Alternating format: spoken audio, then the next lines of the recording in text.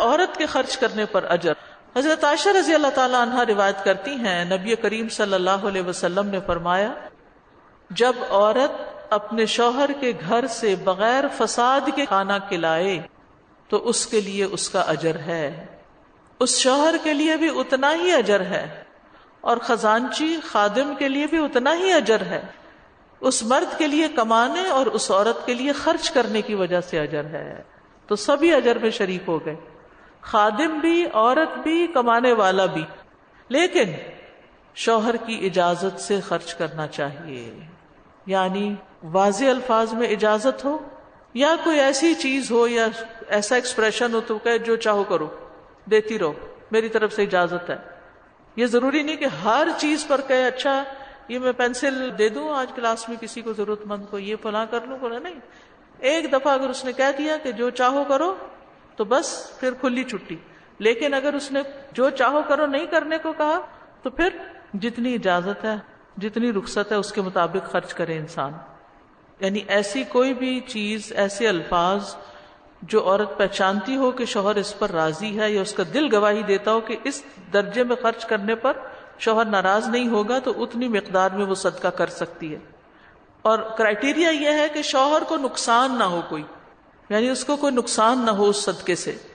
مثلا بہت زیادہ خرچ کرنا، بہت مقدار میں کوئی چیز نکال دینا جو شوہر کے وقت یا انرجی پر اثر انداز ہوتی ہو کہ ان چیزوں کو دوبارہ لانا مشکل ہو.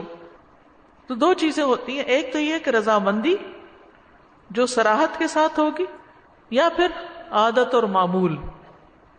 معمول ہے مہمان آتے ہیں، عورت پکاتی ہے، کھلاتی ہے، غریب ہیں، فقیر ہیں، ان تک کھانا بھیجتی ہے، رشتہ داروں کو بھیجتی ہے، دوستوں کو بھیجتی ہے، اور شوہر کے سامنے سب کچھ ہو رہا ہے تو کوئی حرج نہیں. یہاں لفظ جو غیر مفسدۃ جو ہے نا، یہ بڑا اہم ہے کہ فضول خرچی کرنے والی نہ ہو، شوہر کو نقصان دینے والی نہ ہو، شوہر کا مال ضائع کرنے کی نیت نہ ہو. بعض اوقات مرد عورت کے بیچ میں کوئی جھگڑا لڑائی ہوتا ہے تو پھر لوگ غلط طریقوں سے بدلہ لینے کی کوشش کرتے ہیں، اور اس میں سے ایک یہ بھی ہو سکتا ہے کہ عورت شوہر کے مال کو ضائع کرنا شروع کر دے. تو یہ حدیث بڑی خوشخبری بھی ہے ہمارے لیے کہ ہم خود نہ بھی کمائیں، شوہر کے مال میں سے بھی اس کی رضامندی سے صدقہ کریں تو وہ بھی اجر کا باعث ہے، اس سے بھی ثواب ملتا ہے. لیکن اجازت کے بغیر خرچ نہ کریں. رسول اللہ صلی اللہ علیہ وسلم نے فرمایا عورت کے لیے جائز نہیں کہ وہ اپنے خاوند کی اجازت کے بغیر کوئی تحفہ دے، لیکن یہ کون سا؟ جو اس کے مال میں سے ہو. اگر اس کا اپنا مال ہے، اس کو کسی نے کچھ دیا تو اپنے مال میں وہ تصرف کر سکتی ہے. جیسے حضرت میمونہ کی روایت ہے کہ انہوں نے لونڈی تھی وہ آزاد کر دی، تو آپ نے فرمایا کہ تم اپنے ماموں کو دے دیتی. نبی صلی اللہ علیہ وسلم کو بعد میں پتہ چلا.